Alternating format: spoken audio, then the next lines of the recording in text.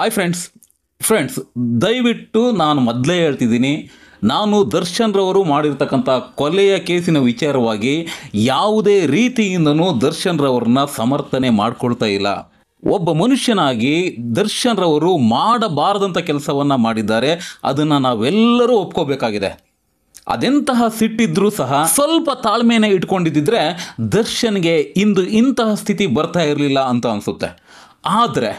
ಆದರೆ ದರ್ಶನ್ ರವರಿಗೆ ಈ ಪರಿಯಾದಂಥ ಸಿಟ್ಟು ಬರೋದಕ್ಕೆ ಕಾರಣ ಏನು? ಒಬ್ಬನ ಜೀವವನ್ನೇ ತೆಗಿತಕ್ಕಂಥ ಮನಸ್ಸನ್ನು ದರ್ಶನ್ಗೆ ಬರೆಸಿದಂತಹ ಆ ಸಂಗತಿ ಯಾವುದು? ರೇಣುಕಾಸ್ವಾಮಿ ಮಾಡಿದಂತಹ ಅದ್ಯಾವ ಪೋಸ್ಟ್, ಅದ್ಯಾವ ಡೈಲಾಗ್ ದರ್ಶನ್ರಿಗೆ ಈ ಪರಿ ಸಿಟ್ಟು ಬಂದು ಮಾನವೀಯತೆಯನ್ನೇ ಕಳ್ಕೊಳ್ಳೋ ಹಾಗೆ ಮಾಡ್ತು ಅಂತ ಹೇಳ್ತಾ ಇದ್ದೀನಿ. ಬನ್ನಿ ಫ್ರೆಂಡ್ಸ್, ದರ್ಶನ್ ಜೀವನನೇ ವಿವಾದಗಳಿಂದ ತುಂಬುವಾಗಿದೆ. ಒಂದೆರಡಲ್ಲ, ಅದೆಷ್ಟೋ ಏನೋ ಕೆಲವೊಂದು ನೆನಪಲ್ಲಿದ್ದಾವೆ, ಕೆಲವೊಂದು ನೆನಪಲ್ಲಿಲ್ಲ. ಅಷ್ಟೊಂದು ವಿವಾದಗಳನ್ನು ಮಾಡ್ಕೊಂಡಿದ್ದಂತಹ ವ್ಯಕ್ತಿ ದರ್ಶನ್. ಆದರೆ ಅವರು ಮಾಡ್ತಾ ಇದ್ದಂತಹ ಕೆಲಸಗಳು ಕೆಲವರಿಗೆ ತುಂಬಾ ಇಷ್ಟ ಆಗ್ತಾ ಇತ್ತು.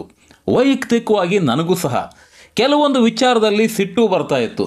ಆದರೆ ಅವರು ಪ್ರಾಣಿಗಳ ಮೇಲೆ ಇಟ್ಟಿದ್ದಂತಹ ಆ ಅನುಕಂಪ, ಬಡ ಜನರಿಗೆ ತಮ್ಮ ಕೈಲಾದ ಸಹಾಯವನ್ನು ಮಾಡ್ತಿದ್ದ ರೀತಿ, ಇತ್ತೀಚೆಗೆ ಅವರು ತನ್ನ ಚಿತ್ರಗಳಲ್ಲಿ ಮಾಡ್ತಾ ಇದ್ದಂತಹ ಪಾತ್ರಗಳು, ಐತಿಹಾಸಿಕ ಪಾತ್ರಗಳಿರ್ಬೋದು, ಪೌರಾಣಿಕ ಪಾತ್ರಗಳಿರ್ಬೋದು, ಇವು ಕೆಲವೊಂದು ಜನರಿಗೆ ದರ್ಶನ್ರ ಮೇಲೆ ಪ್ರೀತಿಯನ್ನು ಹುಟ್ಟಾಕೋದಕ್ಕೆ ಕಾರಣ ಆಗಿತ್ತು. ಹಾಗಾಗಿ ಅವರು ಮಾಡ್ತಾ ಇದ್ದಂತಹ ಸಣ್ಣ ಪುಟ್ಟ ತಪ್ಪುಗಳನ್ನು ಮರಿತಾ ಇದ್ರು.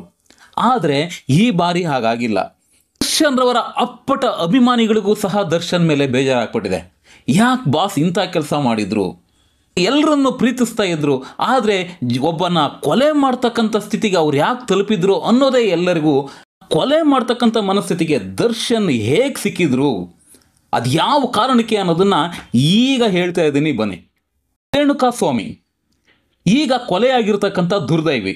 ಈ ರೇಣುಕಾಸ್ವಾಮಿಯನ್ನು ಕಳೆದುಕೊಂಡಿರ್ತಕ್ಕಂಥ ಅವರ ತಂದೆ ತಾಯಿಗಳ ರೋದನೆ ಮುಗಿಲು ಮುಟ್ಟಿದೆ. ನಿಜವಾಗ್ಲೂ ಅಯ್ಯೋ ಪಾಪ ಅನಿಸುತ್ತೆ.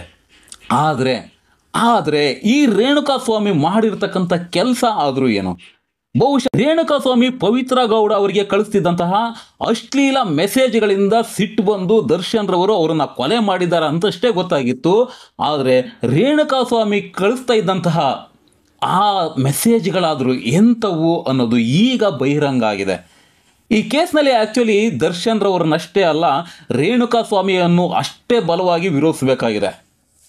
ಯಾಕಂದರೆ ಅಭಿಮಾನಿಗಳು ಸಾಮಾನ್ಯ ಸೋಷಿಯಲ್ ಮೀಡಿಯಾದಲ್ಲಿ ಕೆಲವೊಂದು ಬೈಗುಳುಗಳ ಸಮೇತ ಕಾಮೆಂಟ್ ಮಾಡ್ತಾರೆ, ಹಾಗೆ ಹಿಂಗೆ ಅಂತಾರೆ, ನೀನು ನೋಡ್ಕೊಳ್ತೀನಿ ಅಂತಾರೆ, ಅದೆಲ್ಲ ಮಾಡ್ತಾರೆ. ಆದರೆ ರೇಣುಕಾಸ್ವಾಮಿ ಮಾಡಿರೋ ಮೆಸೇಜ್ ಇದೆಯಲ್ಲ, ಅದು ಏನು ಅಂತ ಹೇಳ್ತೀನಿ. ಈ ಒಂದು ಮೆಸೇಜಿಂದನೇ ದರ್ಶನ್ ರವರಿಗೆ ಆ ಪರಿಯಾದ ಸಿಟ್ಟು ಬಂದಿದೆ. ರೇಣುಕಾಸ್ವಾಮಿಯವರು ಪವಿತ್ರ ಗೌಡ ಅವರಿಗೆ ಮೆಸೇಜ್ ಅಲ್ಲ, ಒಂದು ಫೋಟೋವನ್ನು ಕಳಿಸಿದ್ದಾರೆ. ಆ ಫೋಟೋ ಅವರ ಮರ್ಮಾಂಗ, ಅಂದರೆ ಅವರ ಜನನಾಂಗದ ಫೋಟೋ. ಈ ಫೋಟೋವನ್ನು ಕಳಿಸಿದಂತಹ ರೇಣುಕಾಸ್ವಾಮಿ, ಪವಿತ್ರ ಗೌಡ, ದರ್ಶನ್ಗಿಂತ ನಾನೇನು ಕಡಿಮೆ ಇದ್ದೀನಿ, ನನ್ನೊಟ್ಟಿಗೆ ಬಾ ಅಂತ ಮೆಸೇಜ್ ಮಾಡಿದ್ದಾನೆ. ಈ ಮೆಸೇಜನ್ನು ಪವಿತ್ರ ಗೌಡ ದರ್ಶನ್ಗೆ ತೋರಿಸಿದ್ದಾರೆ. ಎಲ್ಲರಿಗೂ ಗೊತ್ತೇ ಇದೆ ದರ್ಶನ್ಗೆ ಮುಂಗೋಪ, ಅವರ ಮೂಗಿನ ತುದಿಯಲ್ಲೇ ಸಿಟ್ಟಿರುತ್ತೆ ಅನ್ನೋದು ಎಲ್ಲರಿಗೂ ಗೊತ್ತಿದೆ. ಆದರೆ ಇಷ್ಟೊಂದು ಅಶ್ಲೀಲದ ಜೊತೆಗೆ ದರ್ಶನ್ಗಿಂತ ನಾನೇನು ಕಡಿಮೆ ಇದ್ದೀನಿ ಬಾ ಎಂಬತಕ್ಕಂಥ ಆ ಮೆಸೇಜನ್ನು ನೋಡಿದಂತಹ ದರ್ಶನ್ ರವರು ಮಾಡಬಾರದ ತಪ್ಪನ್ನು ಮಾಡಿದ್ದಾರೆ. ಅವರ ಸಿಟ್ಟು ಮಿತಿ ಮೀರಿ ಹೋಗಿದೆ. ಖಂಡಿತ ಎಲ್ಲರಿಗೂ ಅನಿಸುತ್ತೆ, ಎದುರಿಸಿ ಒಂದೆರಡು ವರ್ತನ ಹೊಡೆದು ಕಳಿಸಿದರೆ ಸಾಕಾಗಿತ್ತಲ್ಲ ಅಂತ.